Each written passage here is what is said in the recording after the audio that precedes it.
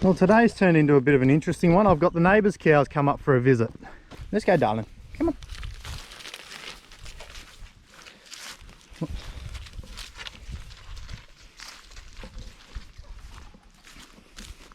So these guys are really quiet too. I'm very impressed by them actually. Some nice, beautiful, healthy cows. Well, that's a first. This is the joys of farming. Or homesteading, however you want to call it. Mine's not much of a farm, but getting it there. Come on. Come on, big fella. Come on. Come on, bud. Keep going.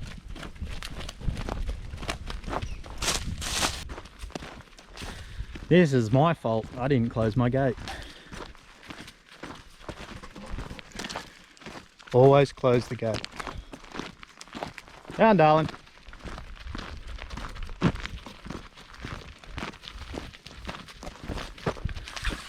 See you guys. It's like putting a naughty child to bed. Maize! So the girls are getting hungry, but before we do that, we want to keep the area nice and tidy.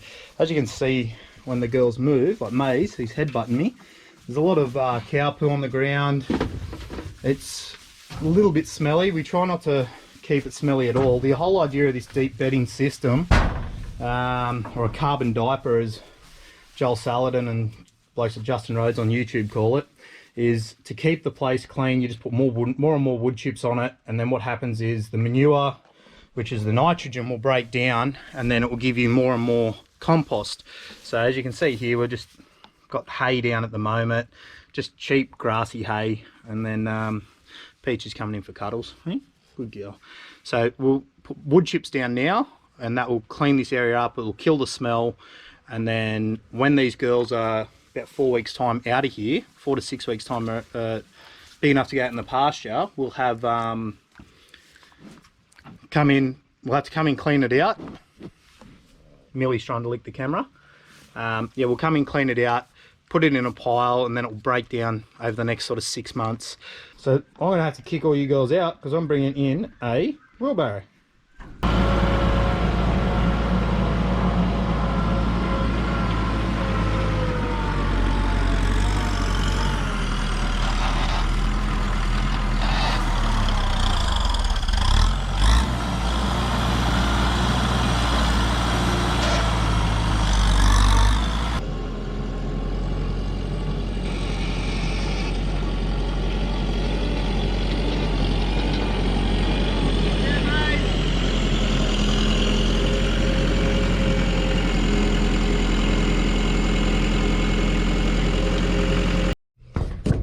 So this camera is either going to stay there or it's going to end up in the cow's water. Come on, girls. Watch out, guys. Excuse me. Well, they say never work with kids or animals. Sorry, darlings, I need to get in here. Watch out, Mazakine. Yeah, I was waiting for that guy. And you guys didn't end up in the water. Hey, come on, Miss Honey. Come on, let's go. Come on, darling. Hey, mate. Yeah, I know. Food time's nearly there. Watch out.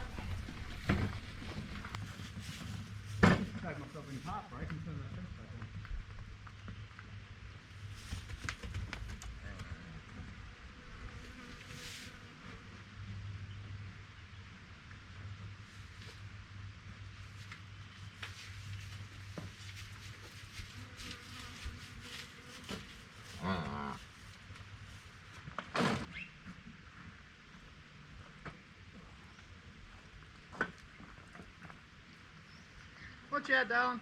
Sorry, Miss Honey. Oh, sorry, Millie.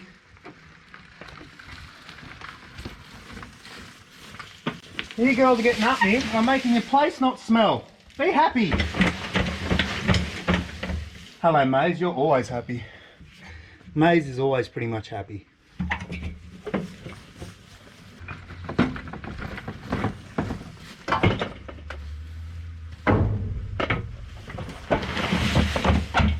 So now this should hopefully not be too bad, but some of these girls haven't had formula before, so their poos are a bit runny, which is not ideal, but at the moment it doesn't appear to be scours. So scours is a diarrhea style poo that causes some real health issues, which especially for, I'd be very worried if Peaches got it at the moment because she is so small, it would kill her with no worries at all there. But at the moment she's running around and happy. So what I'm trying to do with this is not so much spread it evenly, just spread it on the parts that are concentrated with manure. I've got to stop saying crap and stuff like that because probably get me in trouble one day. But it is better than the other words that normally come out. So get all this, spread it around. Nice fresh beds, girls. Maisie, Maisie, Maisie. You're the one which will never leave me alone, will ya? Good girl. Say that, go to pat her and she runs off. She just knows that it's feeding time at the zoo today. So, spread this out over all their other stuff. And that's a pretty quick way to look at animal husbandry with these guys. Or for me, I wouldn't call it animal husbandry, just keeping the place clean, sterilised so that they don't get sick. The only real thing I think with calves especially is you just want to keep them healthy so that they don't have too much issues. Peaches is the only one I'm worried about, but as you can see at the back there, she's eating like a champion through the Rhodes grass.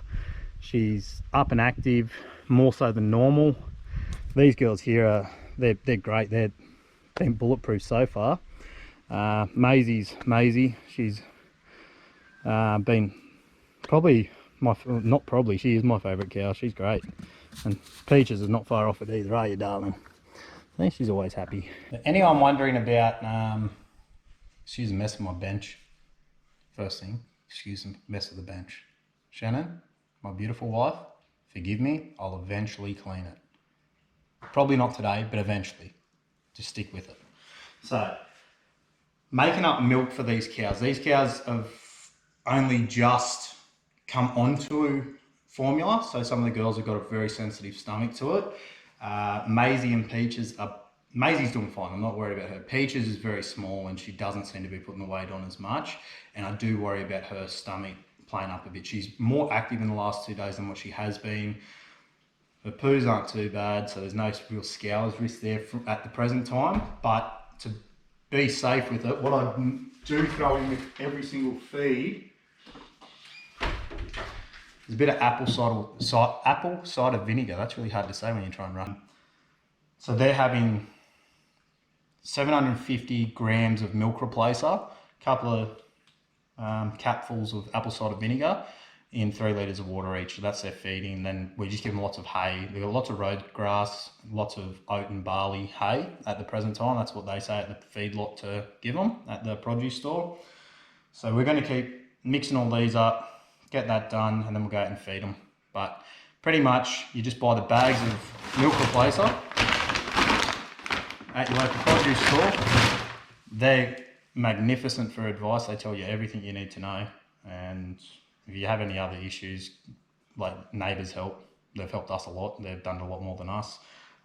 Just little bits of confidence building as well. What we use to feed our cows is one of these things. They're called I call them a 5 feeder. So your milk goes in the top there. It is so much easier than bottle feeding. So especially when you got 5. One, they drink out of it a lot quicker, so you're not spending as much time hanging around. They are expensive. I can't tell you off the top of my head how much this one cost me. It was a couple of $100 at least. But they are fantastic for doing, especially when you got 5 cows, even 2 cows. I was putting them on this. Just made it so much easier.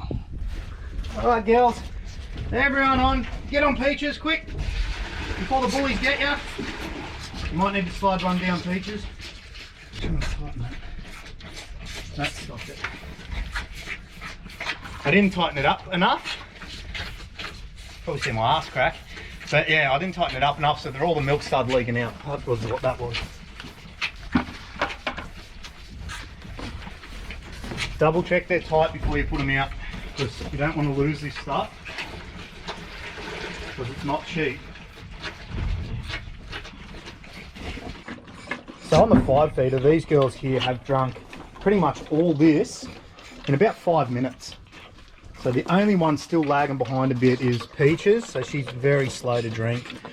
And we're just going to make sure these other girls don't bully her. But she is still drunk, probably equivalent to one whole full one. You got to go that one, darling. Good girl. The number one thing I've found with bottle calves, or potty calves, that I hate more than anything is the cleanup from after milk.